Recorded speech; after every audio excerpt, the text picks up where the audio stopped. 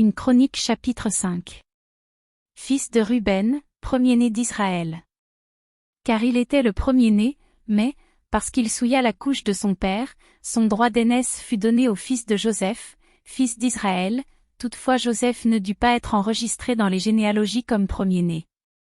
Juda fut, à la vérité, puissant parmi ses frères, et de lui est issu un prince, mais le droit d'aînesse est à Joseph. Fils de Ruben, premier-né d'Israël, Enoch, Palu, Etzron et Carmi. Fils de Joël, Skemaéja, son fils, Géogé, son fils, Shimei, son fils. Miché, son fils, Réaja, son fils, Bal, son fils. Béhéra, son fils, que Tilgat-Pilnésé, roi d'Assyrie, emmena captif, il était prince des Rubénites. Frères de Béhéra, d'après leur famille, tels qu'ils sont enregistrés dans les généalogies selon leur génération, le premier, Jaël, Akari. Béla, fils d'Azaz, fils de Shéma, fils de Joël. Béla habitait à Aroër, et jusqu'à Nebo et à Balméon.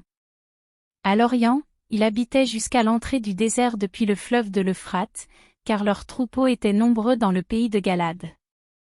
Du temps de Saül, ils firent la guerre aux Agaréniens, qui tombèrent entre leurs mains, et ils habitèrent dans leurs tentes, sur tout le côté oriental de Galad. Les fils de Gad habitaient vis-à-vis d'eux, dans le pays de Basan, jusqu'à Salca. Joël, le premier, Shapham, le second, Jaénaï, et Shaphat, en Basan.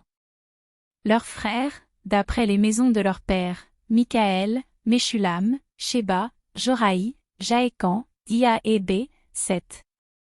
Voici les fils d'Abishaïl, fils de Uri, fils de Jarosh, fils de Galad, fils de Michaël, fils de Jéchiskei, fils de Jashdo, fils de Buz.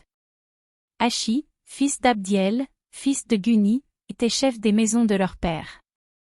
Ils habitaient en Galad, en Basan, et dans les villes de leur ressort, et dans toutes les banlieues de Saron jusqu'à leur extrémité.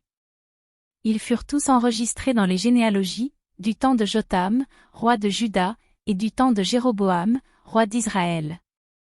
Les fils de Ruben, les Gadites et la demi-tribu de Manassé avaient de vaillants hommes, portant le bouclier et l'épée, tirant de l'arc, et exercés à la guerre, au nombre de 44 760, en état d'aller à l'armée. Ils firent la guerre aux Agaréniens, à Jetur, à Naphish et à Nodab. Ils reçurent du secours contre eux, et les Agaréniens et tous ceux qui étaient avec eux furent livrés entre leurs mains. Car, pendant le combat, ils avaient crié à Dieu, qui les exauça, parce qu'ils s'étaient confiés en lui. Ils prirent leurs troupeaux, 50 000 chameaux, 250 000 brebis, 2 000 ânes, et 100 000 personnes. Car il y eut beaucoup de morts, parce que le combat venait de Dieu. Et ils s'établirent à leur place jusqu'au temps où ils furent emmenés captifs. Les fils de la demi-tribu de Manassé habitaient dans le pays, depuis Basan jusqu'à Baal-Hermon et à Senir, et à la montagne d'Hermon, ils étaient nombreux. Voici les chefs des maisons de leurs pères, Éphé, Jiskei, Éliel, Aziel, Jérémie, Odavia et Jachdiel, vaillants hommes, gens de renom, chefs des maisons de leurs pères. Mais ils péchèrent contre le Dieu de leur père, et ils se prostituèrent après les dieux des peuples du pays, que Dieu avait détruits devant eux. Le Dieu d'Israël excita l'esprit de Pul, roi d'Assyrie, et l'esprit de Tilgat-Pilnésé, roi d'Assyrie, et Tilgat-Pilnésé emmena captifs les Rubénites, les Gadites et la demi-tribu de Manassé, et il les conduisit à Shalash, à Chabor, à Hara, et au fleuve de Gozan, où ils sont demeurés jusqu'à ce jour.